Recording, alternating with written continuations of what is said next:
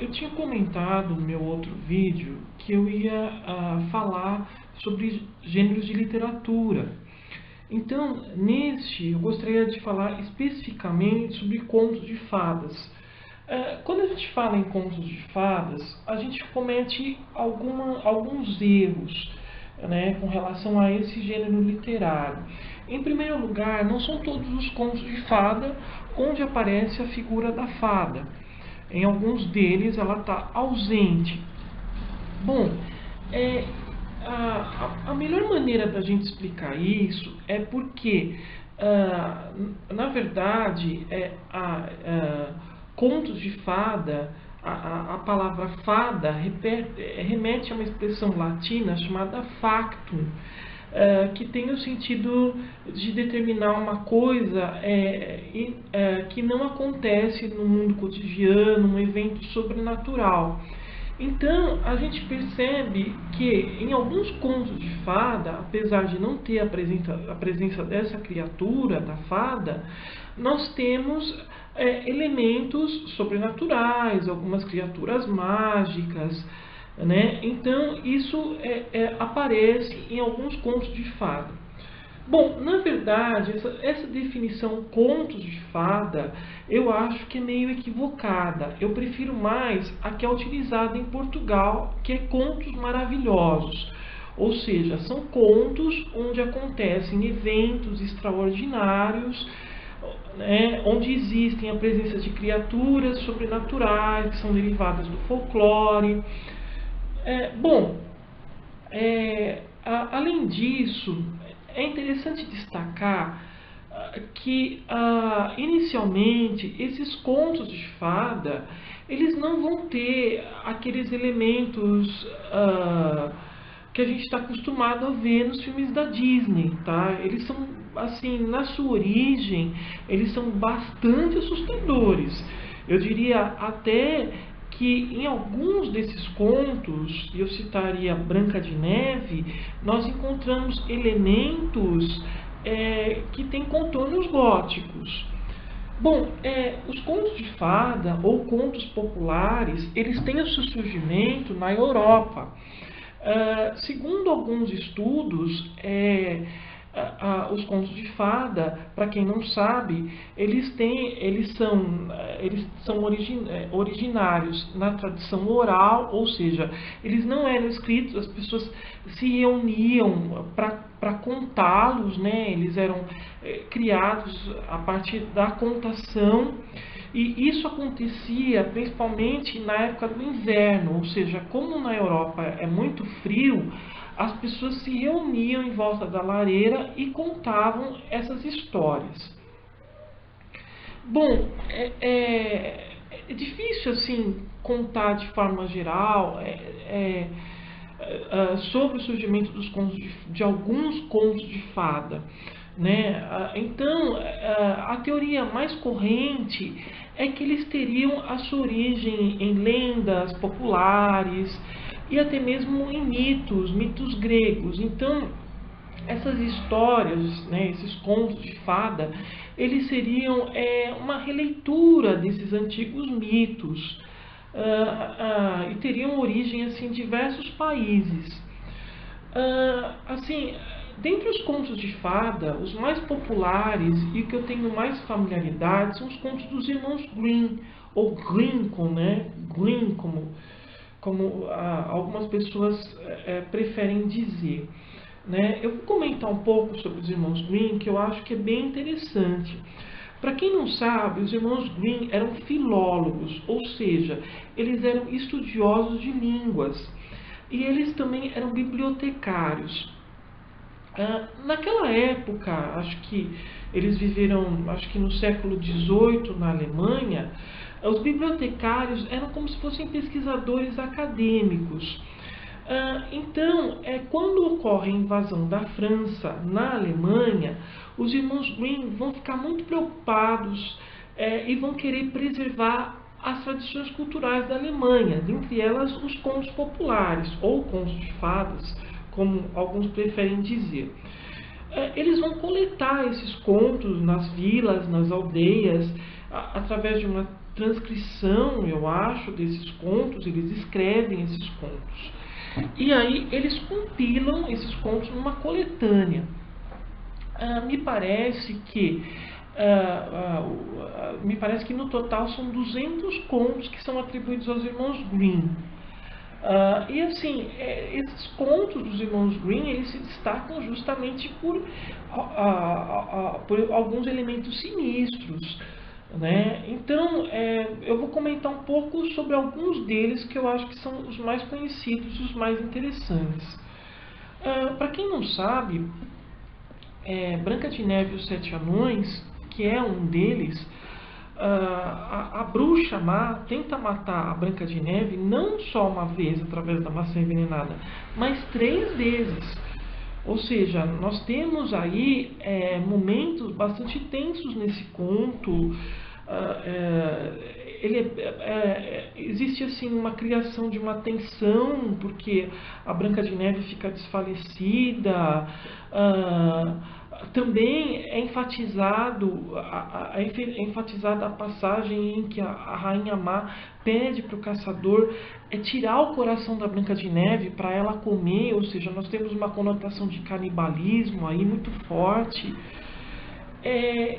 São 3 tentativas de assassinato, não tem mais 2 além da maçã envenenada, que é com um pente, e também ela tenta sufocar a Branca de Neve com um cinto. Então, isso sem falar no final, né? O destino final da bruxa da Branca de Neve, o castigo dela é terrível. Então, a gente vê que é uma coisa que assim, é muito diferente do filme da Disney, não tem beijo apaixonado. A situação em que a Branca de Neve volta à vida é completamente diferente. Enfim, é um conto bem diferente, mais próximo do original, daquilo que a gente está acostumado a ver nas outras adaptações. Nessa coletânea que eu tenho dos irmãos Grimm, eu também gostaria de destacar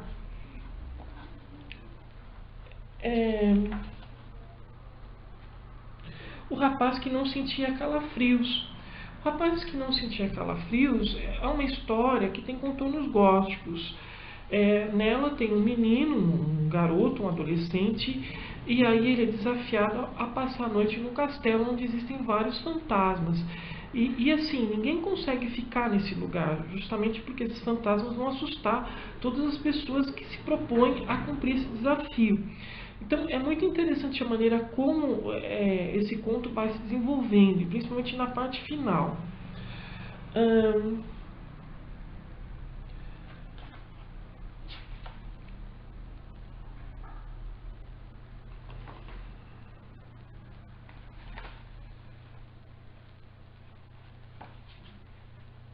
Bom, essa coletânea ela é muito boa, ela tem contos muito interessantes, mas o que chama a atenção também nos contos dos irmãos Grimm é o tema da metamorfose, que é bastante recorrente, né, nessas histórias. Ou seja, são criaturas monstruosas que ao longo da narrativa você vai sendo demonstrado que elas não são o que elas parecem ser. Elas sofrem mudanças de metamorfose, elas se transformam, e assim são várias as histórias que nós temos aqui nessa coletânea, dentro dessa temática, né?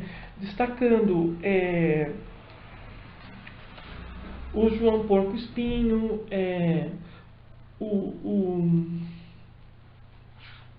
qual mais? O Cravo, que é um conto assim muito interessante no seu desdobramento. Qual outro? O Príncipe Sapo, né, que é um conto clássico dos irmãos Grimm. Então é bem interessante essa maneira como os irmãos Grimm vão desenvolvendo essas narrativas. Também destacaria aqui nessa coletânea a versão de Chapeuzinho Vermelho, que é bastante diferente das outras, né? Também tem contornos assim bastante sinistros. Envolvendo aí a Chapeuzinho Vermelho e a vovozinha. Nessa coletânea especificamente existe uma introdução bastante interessante que se chama A Terapia dos Contos, ela é assinada pela doutora Clarissa Pincola Estés, se não me engano ela é psicanalista. Então, nessa introdução, ela vai falar justamente da conotação metafórica desses contos de fada, né? Ou seja, nós vemos aqui que, apesar desses contos eles serem classificados ou taxados como literatura infantil, eles possibilitam várias interpretações, eles remetem a contextos sociais, até mesmo, às vezes, alguns deles podem ter até uma conotação política, pode ter pinceladas de crítica social. Então, a gente percebe o quanto os contos de fada é um tipo de literatura que ela não é valorizada, muito pelo contrário, ela é subestimada, eu até diria, né, por alguns críticos literários. Então, a gente precisa ficar muito atento com relação a isso. Alguns contos nos dizem muita coisa sobre muitos aspectos, né, e eu acho que as pessoas deveriam, de modo geral, dar mais atenção a eles. Ou seja, esses contos aqui que eu procurei uma coletânea que fosse mais próximo dos contos originais dos irmãos Grimm, né? Então, esses contos eles são muito diferentes do que a gente está acostumado a ver nas livrarias, tal. Porque o que nós vemos nas livrarias são adaptações, são versões voltadas para público infantil. Mas eu não diria principalmente os contos dos irmãos Grimm, que eles sejam especificamente voltados para as crianças. Muitos deles têm elementos sinistros, elementos macabros, né, e valem a pena ser conhecidos. Bom, eu tenho essa coletânea de contos de fada, mas eu devo ressaltar que existem outros autores bastante interessantes. Dentre eles, o Hans Christian Andersen. Para quem não sabe, o Andersen ele vai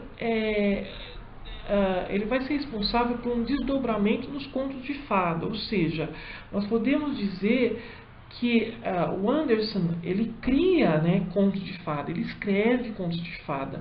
Então, muitos desses contos do Andersen, né, contos famosos como A Pequena Sereia, eles não se enquadram exatamente dentro da nossa noção de contos de fada, principalmente referente ao chamado final feliz, né? Eles têm finais assim bastante dramáticos, eu diria, e que nos fazem pensar sobre determinadas coisas, né? A miséria, no caso A Pequena Vendedora de Fósforo. Também são contos onde a gente vê que são moralizantes, eles trazem uma lição de moral, ou então que visam o aprimoramento do ser humano, como é o caso da Pequena Sereia, né? Então, gente, nós vemos que os contos de fada, ao longo do tempo, eles vão mudando, eles vão tendo seus desdobramentos. Existem autores inseridos na literatura fantástica que em suas obras também vão buscar um novo tratamento dos contos de fada.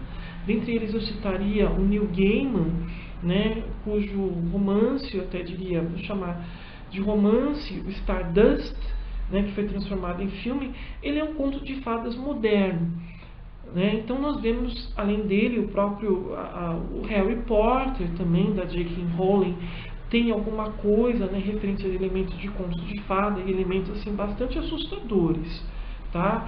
Então, eu fiz mais esse comentário sobre o gênero literário para vocês terem uma ideia do que é o conto de fadas de modo geral, e assim, e vê-lo de uma outra forma, né? Ou seja, não é uma literatura especificamente voltada para criança e pode ser apreciada por adultos, né, por justamente essa riqueza com relação ao seu entendimento, às suas interpretações, tá certo?